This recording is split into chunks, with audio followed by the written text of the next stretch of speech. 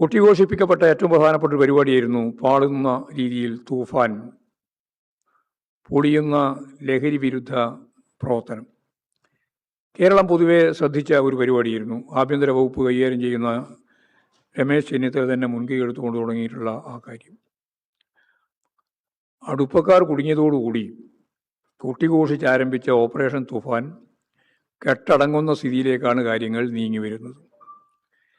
മുഖ്യമന്ത്രി V D സതീശൻ്റെ social media കോർഡിനേറ്ററും പെരുമ്പാവൂരിലെ യൂത്ത് കോൺഗ്രസ് നേതാവുമായ മുഹമ്മദ് ഹുസൈനും സംഘവും പിടിയിലായതോടെ തൂഫാൻ പദ്ധതി നിലക്കുകയാണ് ചെയ്യുന്നത്.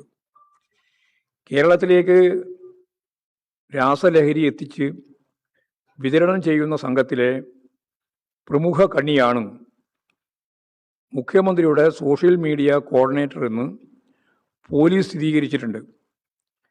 അധികാരത്തിൻ്റെ മറവിലും സംരക്ഷണത്തിലുമാണ് ലഹരിക്കടത്ത് നടന്നത്. മുഖ്യമന്ത്രിയുടെ ഓഫീസിലേക്കും വീട്ടിലേക്കും ഏതു സമയത്തും കടന്നു പോകാൻ അവകാശമുണ്ടായിരുന്ന, അധികാരമുണ്ടായിരുന്ന ഒരാളാണ് ഇതിലേറ്റവും പ്രധാനപ്പെട്ട പ്രതി എന്നത് ഞെട്ടിക്കുന്ന കാര്യം തന്നെയാണ്. 2 or 3 പ്രാവശ്യമാണ് ഞാൻ കണ്ടത് എന്നൊക്കെ നേരത്തെ പറഞ്ഞതിൻ്റെ കളവ് നമ്മളിവിടെ കൃത്യമായിട്ട് വസ്തുതാപരമായിട്ട് തെളിവോടെ അവതരിപ്പിച്ചതാണ് അല്ലെന്ന്. 40-ലേറെ തവണ ഇരുവരും പലയിടങ്ങളിൽ വെച്ച് കണ്ടു എന്നുള്ളതിൻ്റെ അന്വേഷണ ഉദ്യോഗസ്ഥന്മാർക്ക് ലഭിച്ച വിവരങ്ങളിൽ തന്നെ വ്യക്തമാണ്. സതീശൻ പ്രതിപക്ഷ നേതാവായിരിക്കെ 1-ലേറെ തവണ നിയമസഭയിലെ ഓഫീസിൽ വെച്ചു ഹുസൈൻ കൂടിക്കാഴ്ച നടത്തിയിട്ടുണ്ട്.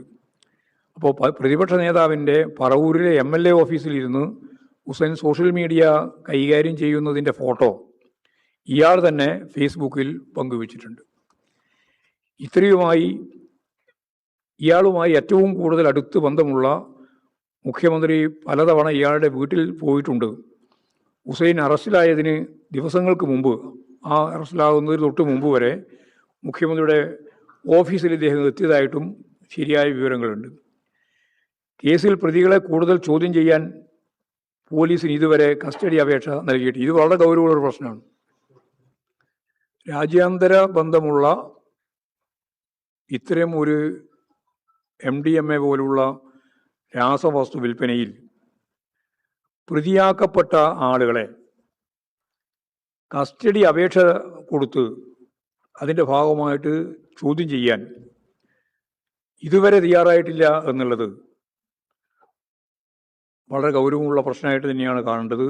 റിമാൻഡിലുള്ള ആളെ കസ്റ്റഡിയിൽ വാങ്ങി ചോദ്യം ചെയ്യാനും തെളിവെടുക്കാനും പോലീസ് തയ്യാറാവുന്നില്ല എന്നത് മുഖ്യമന്ത്രിയുമായി ബന്ധപ്പെട്ട അടുപ്പത്തെ അടിസ്ഥാനപ്പെടുത്തിയല്ലാതെ വേറെ എന്താണ് അതിന് പറയാനുള്ള മറുപടി?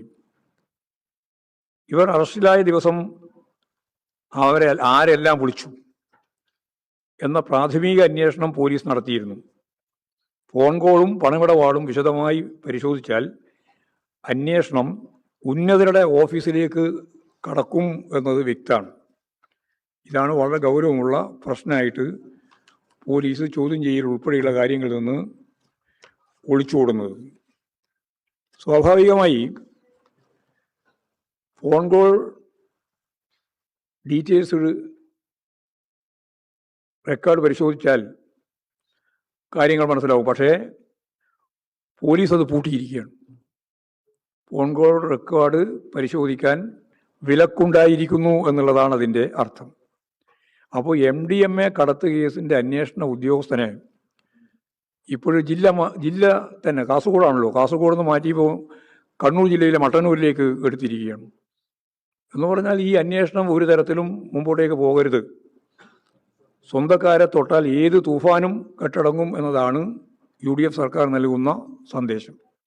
ആഭ്യന്തര വകുപ്പ് സമ്പൂർണ്ണ പരാജയമാണെന്നാണ് ഹൈക്കോടതി ഇതിനിടെ വ്യക്തമാക്കിയിട്ടുള്ളത്.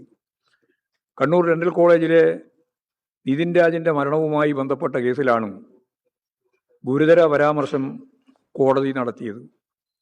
കുറ്റക്കാരെ സംരക്ഷിക്കാൻ അറസ്റ്റ് സമയത്ത് പോലീസ് ഒത്തുകളിച്ചു എന്നാണ് ആ കേസിൽ കോടതി തന്നെ വ്യക്തമാക്കിയത്, ഹൈക്കോടതി തന്നെ വ്യക്തമാക്കിയത്.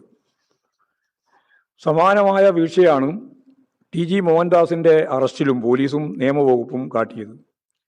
ക്രിമിനലുകളെയും മയക്കുമരുന്ന് സംഘത്തെയും വിദ്വേഷ പ്രചാരകരെയും സംരക്ഷിക്കുകയാണ് പോലീസ് ചെയ്യുന്നത് എന്ന ആരോപണം വസ്തുതാപരമാണ് എന്നതാണ് കാണാൻ സാധിക്കുക.